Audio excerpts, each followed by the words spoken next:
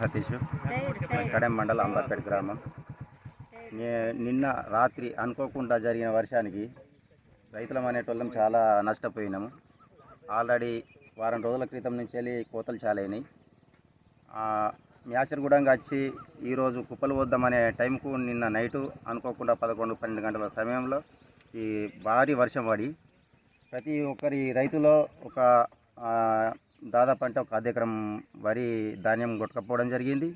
దీంట్లో ప్రతి ఒక్క రైతు బాగా నష్టపోవడం జరిగింది.